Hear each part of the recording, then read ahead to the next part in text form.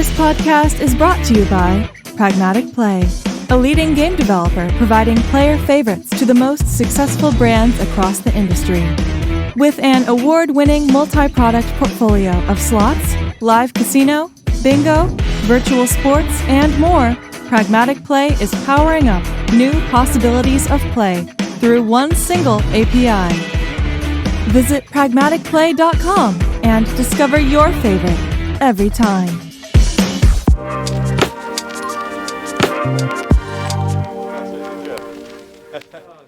It's already recording and on and everything. Yeah. Here. That was it, David. Cheers, thank you. Cheers, Sit down. Amazing. Yeah, so David, you get the choice here between a Powerade and a beer. The choice is yours, my friend. Powerade, thank you very much. Oh, you take the Powerade? Yes. Wow, that's commitment. That's commitment. No, I don't know about that. I think I just need it. So I mean, okay, I'm gonna go on the side there here at least. So I'll represent Friday, this side. Yeah, exactly. I mean, David, incredible. You just came to Malta after 33 days bicycling from Stockholm to the Triton Fountain. Like, how are you feeling? I have to say, I think I'm totally overwhelmed at the moment. It really hasn't sank in.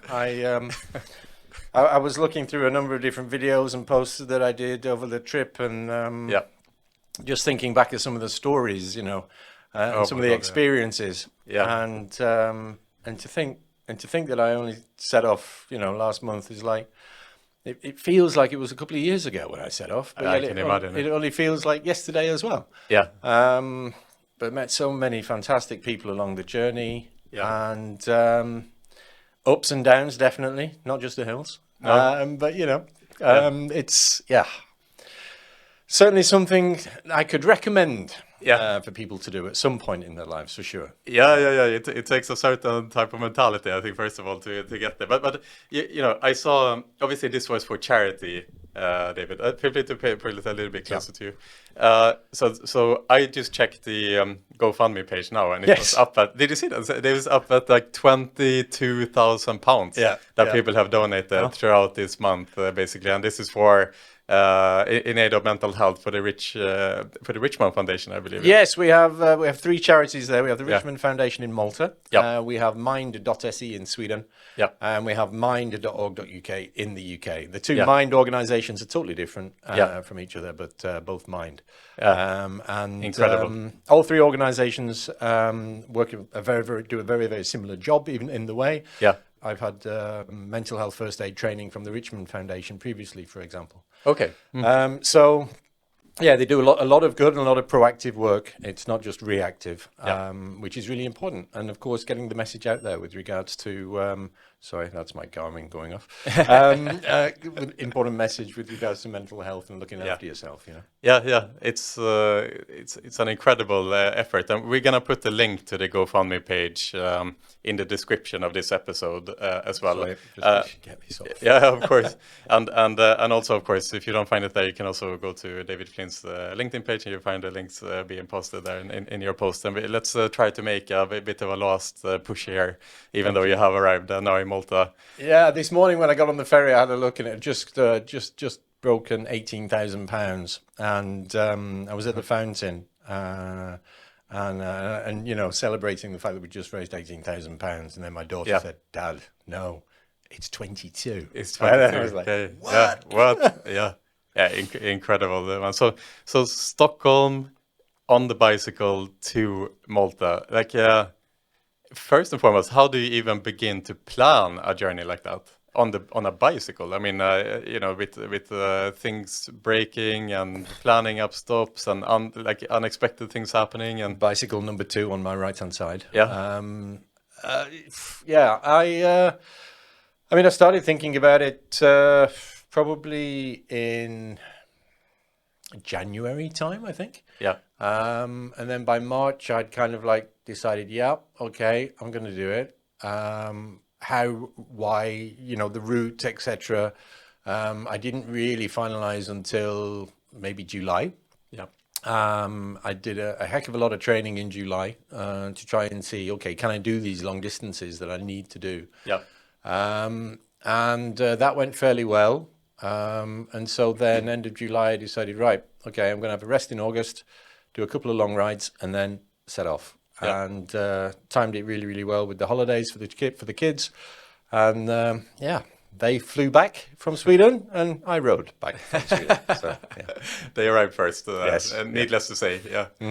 So I mean, I understand that you have literally just arrived now into the door with the bicycle here, and there's a lot maybe to digest from this trip still, perhaps.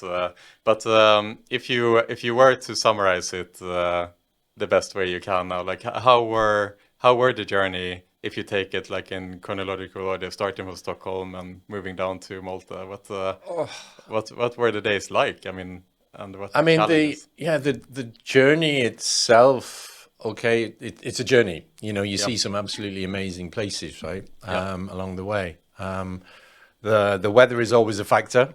Always checking the wind direction in the morning, seeing whether or not I need to set off earlier or later, or you know. In Sweden, we just had a storm, so I got the tail end of a storm that was going through. So it was like 3 or 4 days of just rain in Sweden. That's nothing unexpected, exactly. Similar in Denmark. And then when I got into Germany, the sun came out and it stayed out pretty much until I got to southern Italy. Oh, yeah? So I was very, very lucky in that respect. Yeah. You got a nice town there.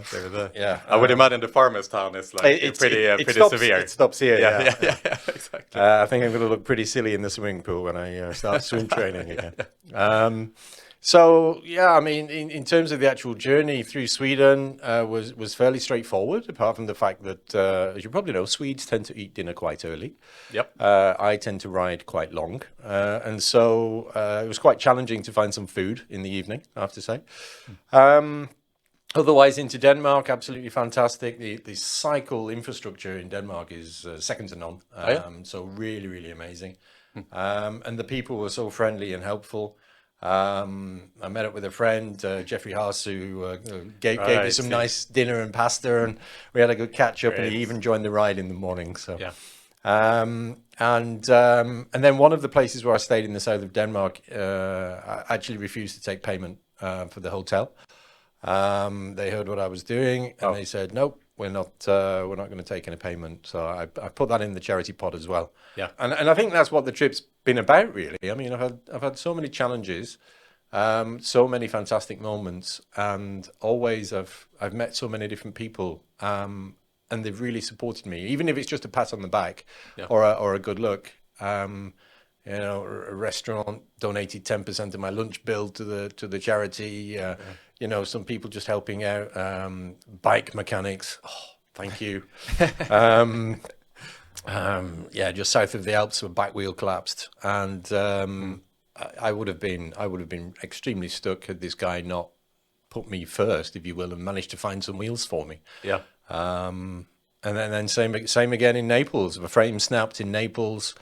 Wow. So this is bike number 2. This is bike number 2, yeah. So you have to get a new bike then, literally. But second hand. Yeah, so I have to say that because my wife might be listening. But second hand, and it does the job. But yeah, very, very helpful people all along the way.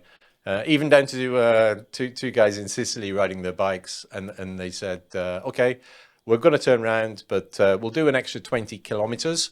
Come in behind us, save your legs. And we'll go a little bit further for you. So everything, everything. It's fantastic. And you know, it's easy to get stuck into a routine in your daily life here. You know, we work Monday to Friday, then you get tired in the weekend, and it sometimes feels like you're in the hamster wheel a little bit. You know, I think most professionals can relate to that. But you know, I think I can imagine that going away from the hamster wheel in this way that you have done it for 33 days, really off-grid, no like email inboxes to check, and okay, hardly any email inboxes to check and so on, and just exploring that like raw feeling of being out on the road, and as you point out, the people you meet along the way. It must have been an incredible experience just from the point of view of meeting these amazing people. Like you mentioned you had someone who was fixing the wheel with you, someone who didn't let you pay for hotel. I mean, there must have been so many people now when you think about it that were there with you throughout the way in these small instances. Yeah, no, absolutely, and also all the people at home as well. All my friends on social media pushing me. I'm an old guy, so on Facebook, and really just the odd messages, penguin jokes that I quite like. Just silly things, and they all popped up on my Garmin. Yeah. So I could have a quick read and a laugh, and just those times when you're just dragging up a climb and you get a message, go Dave, you can do it. It's just like, great. My God, yeah. That just pushes you a little bit further. Yeah, exactly. Because there were certainly some days when I just had enough. Yeah, how was just a day-to-day motivation? I suppose it's an extreme endurance thing that you have done. The body sometimes might not be with you, and how was it from that point of view? Yeah, I think the first 3 or 4 days were really, really hard. To get used to get into it. To get into this. Yeah. I mean, even when I was training, I tried doing 2 to 3 rides in a row to see, make sure how it felt, etc. But yeah, just getting up and doing 140k every day. Generally in the rain in Sweden, setting off into a headwind was hard, and I think my body was like, Dave, what are you doing? Yeah, exactly. Right. But it got there, and after about day 7, I had a rest day, about day 7 or 8, and afterwards, felt a lot better. Kept going, and got the energy back, and then you do really get into a routine. Yeah. I'm really looking forward not to have to pack my bags again, I must admit. But, it's just, it is, it really is just a routine, and you just, sit on your bike and pedal. And it is like that, like mentally, basically. At the beginning, say it's something new, and the body is kind of going against you in a little bit, maybe, like, as you say, like, what are you doing and so on. But then, as you say, eventually you get used to the new reality, let's say. And was it like that then the whole way, or did you have days that were really difficult? Obviously, you have challenges along the way, but but how was that? Yeah, I mean, the challenges, especially mechanical challenges, set me back by a number of hours in a day. So I had some 11 o'clock finish one day. In the evening, and that was really, really tough. Knowing that at about 5 o'clock I still had 100 kilometers to go, mentally was quite hard. And those days were the toughest. But thankfully, my wife kept sending me messages, and you can do it. And she was tracking me as well through Garmin, so she had a link, so she could see me constantly. It's weird. It really hasn't sunk in yet. No, I know. Yeah, you're sitting here now, and and I'm thinking about all of these experiences that I've had, and a lot of them were absolutely fantastic. Some of them are downright nasty, in terms of riding in the rain in the night time. And one point I was sat outside the only bike shop for 50 kilometers with a wheel that was cracked in 5 places, knowing I couldn't carry on if he didn't have a wheel. If he didn't have a wheel, that's it. What on earth do I do? I need to ship one out or do something. I took a picture, sat outside this shop, and then I took a picture afterwards with the owner of the bike shop, and the difference in my smile is just, mentally, very, very much up and downs, just like the hills. That in itself is probably 90% of the challenge. Over time, the body gets used to what you're doing to it, and then you try and train your mind, I guess, in order to be able to do it. And I was doing a lot of reading before I left about enjoying the journey and enjoying every pedal stroke, and be thankful for it, and enjoying the countryside and so on. Not enjoying the rain. Not enjoying the rain now. Well, you should be thankful for the rain. It was cool. It was cool. But when there's a lot of traffic and a lot of potholes and terrible roads, and you still got a long way to go, it can be quite hard to think like that, for sure. I'm not always the optimist, I have to say. But did you have any moments where you felt like maybe this is not worth it? Day 3. I really doubted myself on day 3 because it was just such a long way to go still. Yeah, right. And I was soaked wet and putting on wet clothes in the morning because they hadn't dried out from the night before, back out into the rain again. And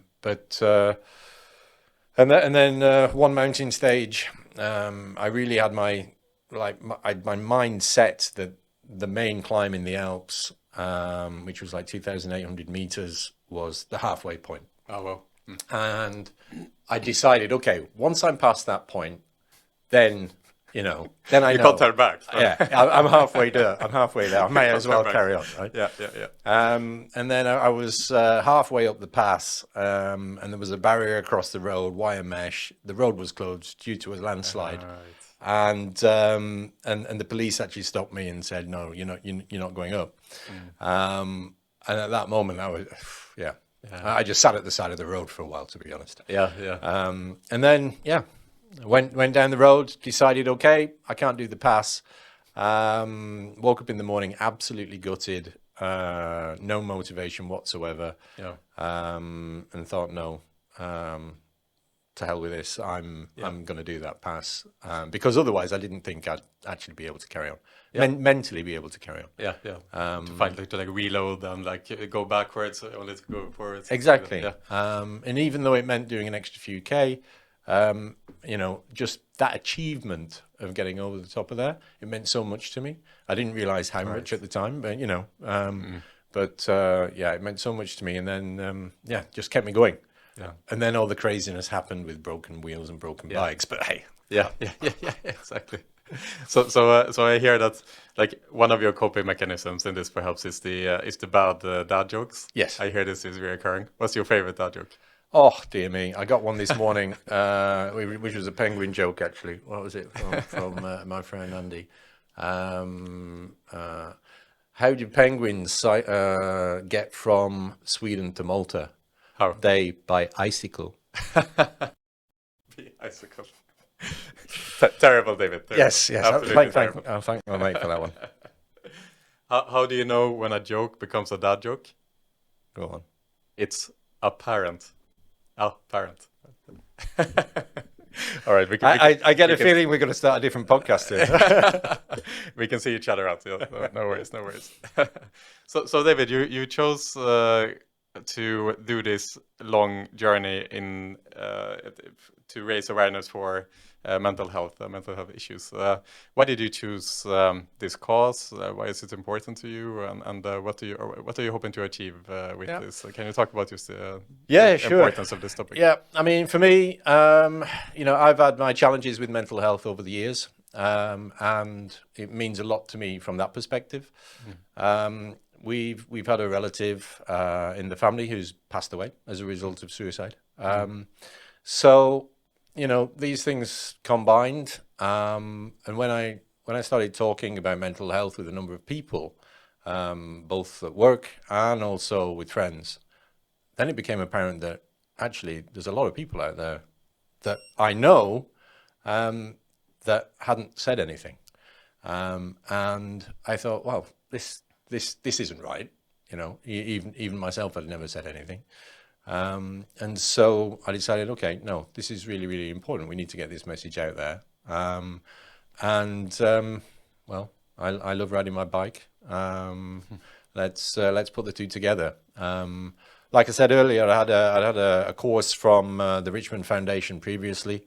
So I knew the Richmond Foundation in Malta, who are a very, very good charity to support. And coming from Sweden, and having both networks in Sweden and the UK and Malta, it made absolute sense to try and support each of those countries where the people are from who are donating.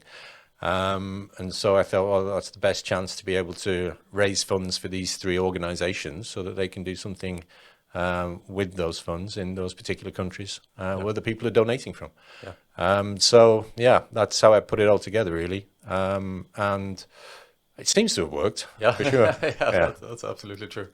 Because I mean, you've been a career CEO for a very long time, and obviously you recently left the job as the CEO for Glitnor Group, and you were obviously a very popular and inspiring CEO over there. Obviously, that position in itself is a very challenging position. You have a lot of pressure on you every single day. There's the company to some extent is riding on you, shareholders that want to maximize profits. So both you have people above you putting pressure, and obviously all the issues internally in the company.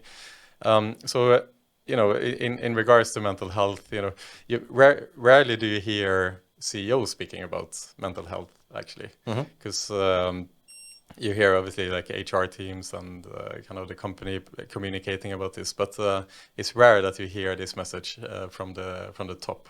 When you went through your career as a CEO, how did you balance that kind of the balance between dealing with all that pressure but not letting it boil over, let's say? Very good question. A sounding wall, I think is probably one of the most important things. Somebody, it doesn't have to be somebody in the industry that you're in, but it needs to be somebody who you can rely on and you can trust to keep the discussion to themselves, shall we say, so that you can knock around the different ideas that probably you're thinking about. I think the pressure doesn't necessarily come from doing everything, or the stress comes from doing everything. It's more if you're not making decisions about things, that the pressure becomes even more. So I think if you're constantly thinking rather than making decisions and moving forward, then you get a heck of a lot more pressure on your shoulders, and the challenges become a lot greater for your mental health. So it's really about being able to discuss openly whatever might be going on, whether it's work, it could be outside of work as well, right? I mean, right. CEOs are human after all. Yep. Believe it or not. Yeah. And, just being able to talk about all of those things, and make the decisions. Yeah. Inability to make decisions is really what stresses a lot of people out, and especially if those decisions aren't in your control. Yeah. Then that's a major form of stress. Yeah, yeah. But did you ever feel like, as a CEO, it kind of like moving around in those circles, that it wasn't really, it was difficult to maybe talk about this, in like, especially on that level, perhaps? Do you get that feeling? Like, is there like a pressure kind of that you were supposed to be the strong one, and like don't show any weakness and so on? I'd certainly say that in the past, sure. Yeah. I think times are changing, thankfully, and hopefully this process, challenge, whatever I've gone through, will also help as well. Yeah. Because I've also had a number of people reach out to me on LinkedIn actually, and say they have had mental health problems, and it's a great thing that I'm actually talking about it and actually doing this challenge and so on. So more and more people are very open to talking about mental health, which is great, right? And that's the whole point why we're doing this. These days, I think it is opening up a lot more, but there's still a heck of a lot of work to do. Yeah. Maybe this is a step in the right direction. Because I think what is very inspiring in this particular journey is that again, it's rare that you have this type of leadership coming from the top of a very experienced CEO like yourself, who made that career, who made that journey, who is actually open to talk about this and to inspire other people. Because at the end of the day, leadership comes from the top, and we look up to our leaders, and we want to be inspired by them, and especially a lot of young professionals will obviously look at the leaders at the top of a company and kind of aspire to be like them one day, and so on. And so it seems to be extremely important that it's coming also from someone like yourself, that you are able to carry that message through not only people who are experts perhaps in educated mental health experts and so on, but actually those people that we look up to, and maybe as well, maybe not only this is a good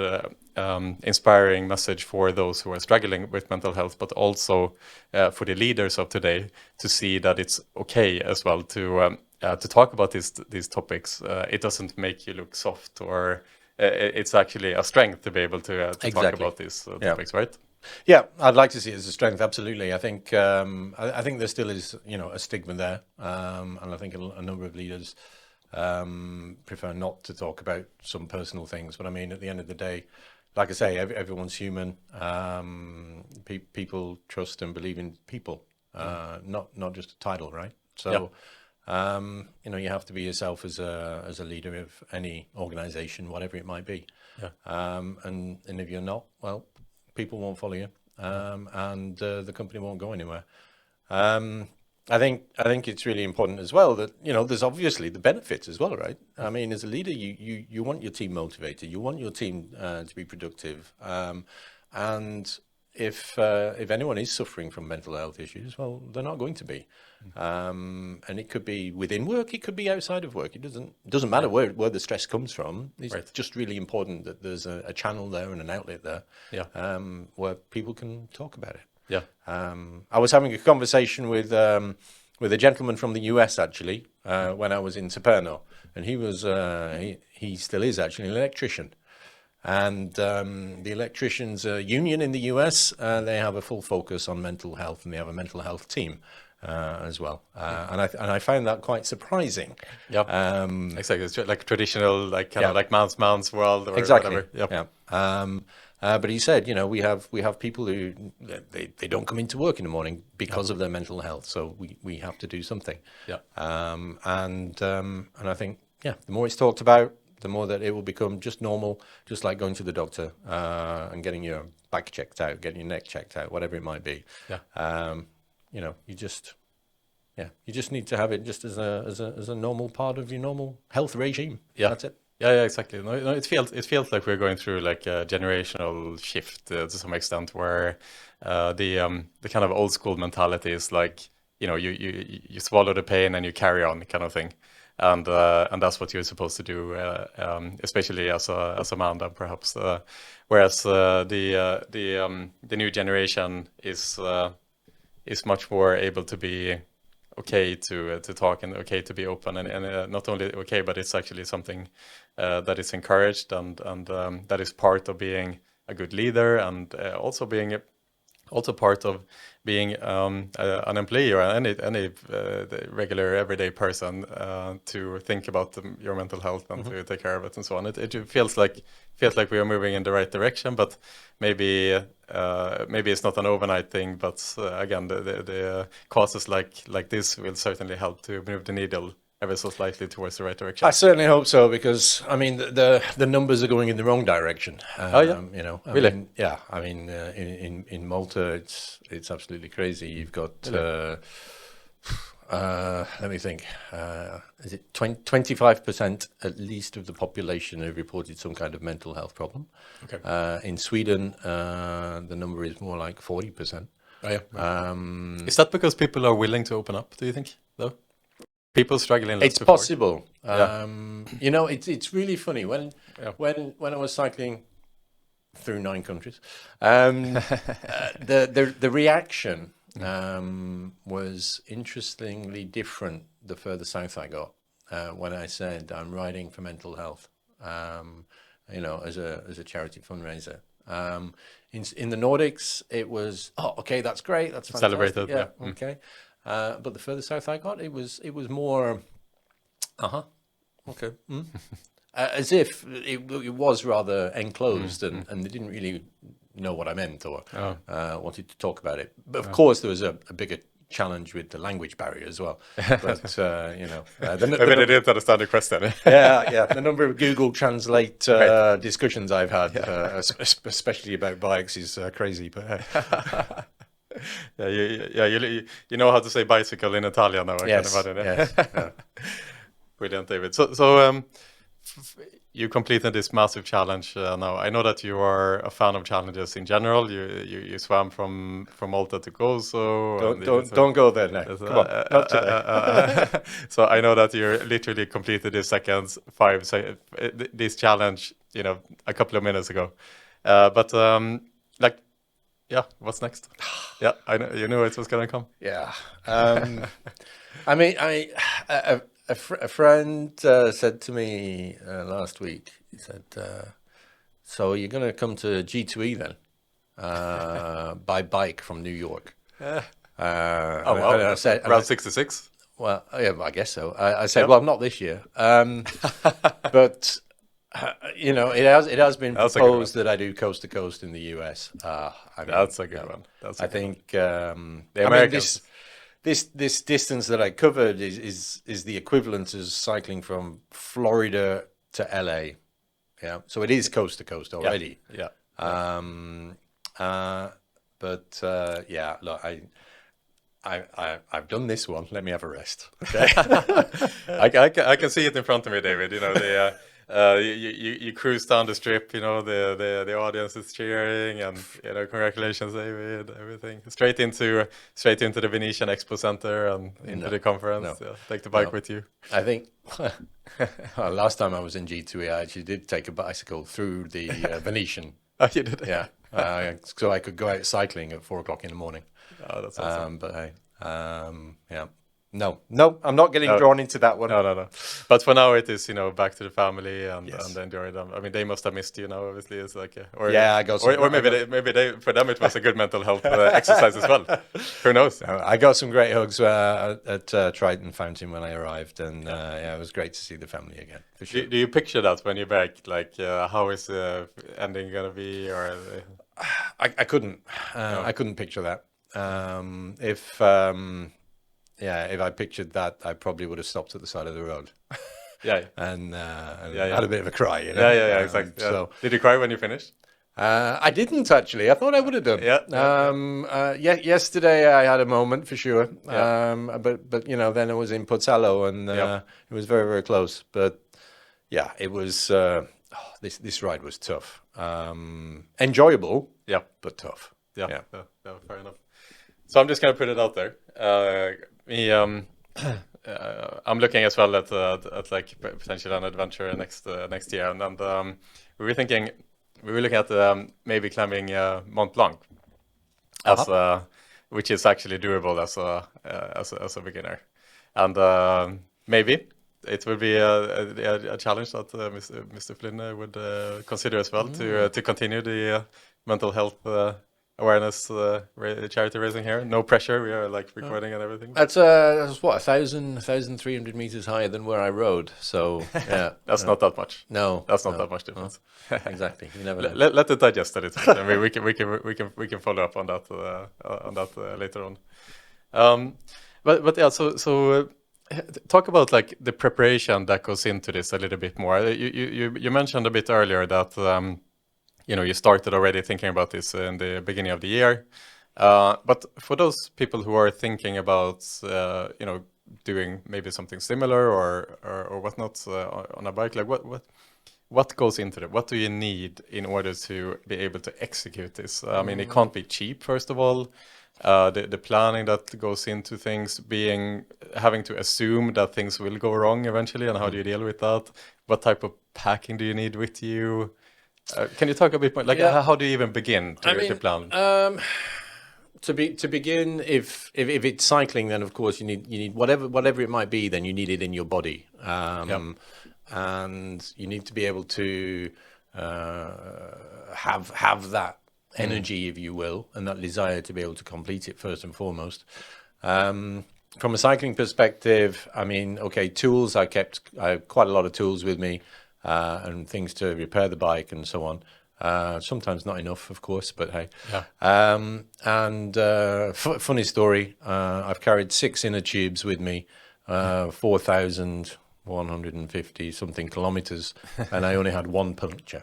Oh, wow. which is a record for me. My friends who know me from cycling know that I'm normally the one who always has a puncture. Yeah. The bike itself broke, but only one puncture. Only one puncture, yeah. Crazy. But in terms of planning and packing, I think, pack as light as you can. That's one of the main things. I also follow a number of different bike packers groups and things like that. Just to try and ask the odd questions, check a few questions about your route.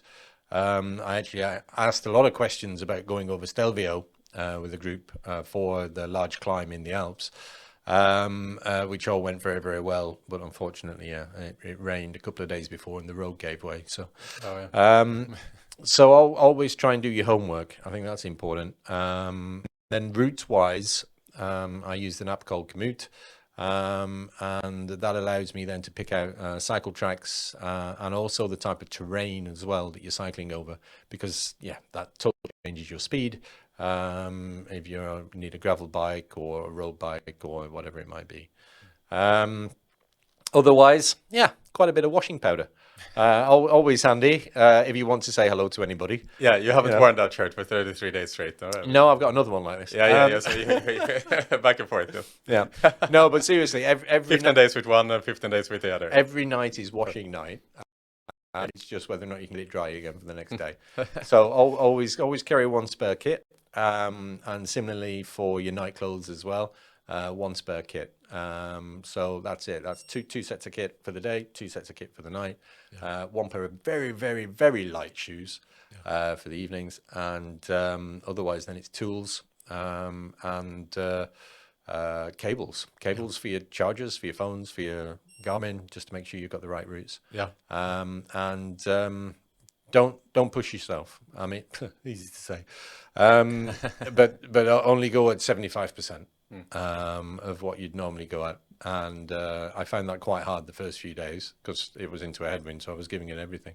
But try and hold back a lot. So don't expect your average speed to be high. Try and keep your energy, because that will help you in the weeks to come. Yeah, exactly. So that the body doesn't break down further and further. You need some form of consistency where the body recovers from the end of the day to the next day, I suppose. And then finally, eat. That's a good part of the trip, right? That's a reward. You must have eaten an incredible amount of calories every day. Yeah, exactly. I mean, I burn around 5,500 calories a day. Oh wow. Lots of pasta. But I think I've put weight on, actually. So I'll find out when I get home. Brilliant. And so David, just on a sidetrack here a bit, you were the CEO for Glitnor for a long time. You have a long history in the iGaming industry in general. In a way, you've been in this marathon for a long time, work-wise, but you left Glitnor recently. What's if we look at it from that perspective, so like what's the next thing for you professionally now? What's the next part of your chapter here work-wise? Yeah, I think I'm on the board at Glitnor, and so I support a number of other companies as well from an advisor perspective or as a board member. Otherwise, I'm generally an investor, angel type investing really. In a number of different companies, some in gaming, some in healthcare, and that's really where my focus is going to lie now. It's really more transitioning, if you will, from operational to more advisory. Let's put it that way. I don't feel old, but maybe a little bit now. But you can only do so much operationally at a very, very high pace. And sometimes it's important that you can actually support other people to achieve their dreams and their goals. So that's more what I want to do from the sideline now, is to help support other people achieve their goals with their companies. Yeah. So you feel like you've been a CEO for a long time, and it's almost like you are like leveling it up now to the next level, which is to become a board member and to invest in companies and so on. It's interesting to me actually that it seems to me that it takes a long time of being very consistent, to build up a great reputation, to be respected by your peers and so on, in order to have the opportunity to move from being to a career CEO, in order to take that next step, so to say, because to become board member and to get opportunities to invest in smaller companies and so on, it's a lot based on people also helping you back to some extent, or having the right people in your network and so on. Like whereas it seems to be a lot of other CEOs are kind of like they become career CEOs, and they are there for their full career. So, but was that always like the plan for you to kind of level up and like kind of go beyond that CEO position, which is again like very stressful and comes with a lot of pressure and so on? Was that always in your plan to get to that next stage? My plan was to be a weather forecaster for the BBC. Oh, really? Yeah, that was my. Well, that didn't work out with the first 3 days of rain in Sweden. No. Yeah, I mean that was my first career. Right? I used to be a weather forecaster. So you were actually on TV? I wasn't on TV. No, I had a tryout, but I failed. Okay. Apparently, my accent didn't meet the BBC's requirements. Okay.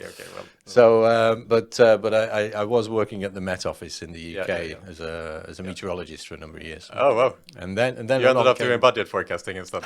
There you go. Those dad jokes. I got the dad joke. Yeah, I got it in there.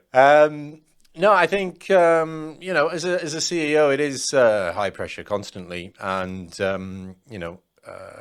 one of my dreams that I wanted to do was actually to take a company public. One of the challenges that we had at Glitnor, of course, was the market at the time when we wanted to go public, I just decided that no, even though that was one of my dreams, I believe that the company will do a lot better if we bring in somebody else to be able to do that, rather than it being me. So, there needs to be a time when you actually look at yourself and you go, okay, I can keep flogging myself, if you want to put it that way, and keep working hard. Keep working really, really hard, constantly, and focused on this particular role, or let's bring in other people who have done this before and can make it work extremely well for us. So that was my proposal, and we had a great discussion around it, and that's why I then moved to the board. So we started looking for that person. The advantage of that, of course, is that then it allows other people to be able to grow and achieve their dreams, as I say. And I think most people in their professional careers, reach a certain point when either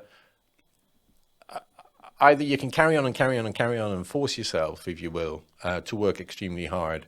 But sooner or later, you're not going to get the results that you want. And even if you notice it and nobody else does, then you need to give yourself that opportunity to be able to shift, or as I call it, transition into a different career. And you've got this through lots of different parts of life. It doesn't have to be just work. It could be your kids leave home, for example, and then all of a sudden you've got an empty house, and then you've got to transition. You need to change, because doing the same thing just won't work. It could be moving country. You need to transition how you live, how you work, etc. And so in careers, then either you keep on going hard, and sooner or later, somebody is going to say to you, I don't know, maybe in 10 years' time, actually, you're not doing too well here. We need to bring somebody else in.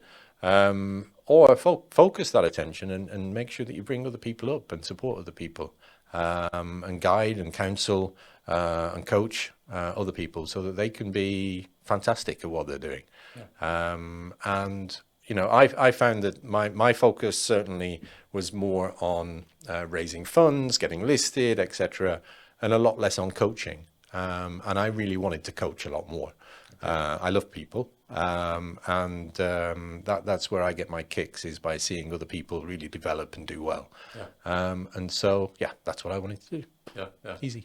When when you coach people, like, and you look at people's ambitions and so on, what do you tell them? So for you as the CEO, and taking the CEO role in general, does it have to come with sacrifice being the CEO of a large company, and in terms of your private life? Does that definitely go hand in hand? That if you're in that position, you need to be committed to that position first, and kind of private life second. And then when you look at people that you coach, for example, younger individuals, what advice do you give them generally? Because maybe it's not that straightforward that you actually want to have your position. Maybe a lot of individuals don't realize the sacrifice that comes with that. Or is there a balance between the two, perhaps? Yeah, I'd say don't do what I did, which was probably to put the job first, working extremely long hours and so on. And okay, you get great results, right? But that can only happen for so long. And as you say, then there are a lot of sacrifices. And I think it's really important. Now the industry is beginning, not the industry, but industries are beginning to realize that, you shouldn't be doing that constantly. It's not long term. And to create a good work-life balance, you need to be able to, let me put it a different way. To create a great life-work balance, you need to know what you're going to put first, and it's got to be your life first and not your work. And if it is work, well, then you're probably not doing the thing that you really, really should be doing. Right.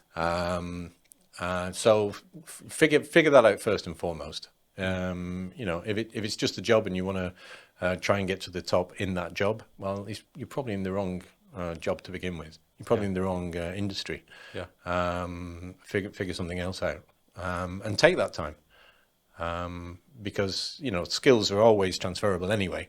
Yeah. So that's the kind of advice I give to people that are deciding whether or not to go all in, if you will. Yeah. Yeah. For the bigger roles. Are you absolutely sure that you want to do that? Because this is what it'll mean. Yeah. Even though the balance is correcting a little bit, it's still not there. No, I think not to go too deep here, but I like the way Carl Jung looks at what is the perfect life, and he says, when you are born, all that you are is opportunity. Like, you are a ball of opportunity, and you can literally become anything. But you are also nothing at the same time. And so the point of kind of the first half of life is to figure out what you want to focus all your attention to, and to become that, essentially. So you go from being, like, when you're 10 years old, 20 years old, 30 years old, you go from being full of opportunity, but also not specialized in anything, to become more and more specialized to the profession that you choose. But then something magical happens when you go through that type of life, and you specialize in something and you succeed. And then, as in your case, you are able to go through a successful career, and you're able to go to the next step, then let's say, then all of a sudden your life opens up again. Right, and then all of a sudden you become a ball of opportunity again. Yeah, exactly. And that is to Carl Jung, is the perfect life. That when you are able to focus your energy, go through it successfully, and then open up the rest of your life. That's what you want to achieve in life, essentially. Yeah, I mean that point is what I call the point of transition, where you change from being the doer to being more of the assister, if you will, of others, and guide them and help them and share your knowledge. Hopefully I've got a bit to give. Let's see. Absolutely, my friend. Well, David, it's been absolutely fantastic to have you here, of course. Thank you for riding straight into the office with the bicycle, up the stairs even you were riding. Okay, not really, but still, David, it's been super inspiring to follow the journey. It's incredible that you take the opportunity and share these really important causes. And once again, the link to the donation page is in the description of this podcast, but it will also be on social media. Let's give it a big push. Maybe we can get it even to 30K. Yeah, that would be amazing. That would be pretty cool. Yeah. That would be pretty cool. If you can't find the links, just go to GoFundMe, type in David Flynn, Sweden to Malta, and you'll find it. Yeah, absolutely. Thank you so much, David. I think you want to go home to your family now, so I'm going to let you go here. Thank you so much, Thanks my friend, and it's been absolutely a pleasure to follow your journey. Thanks for having me. Cheers. Awesome.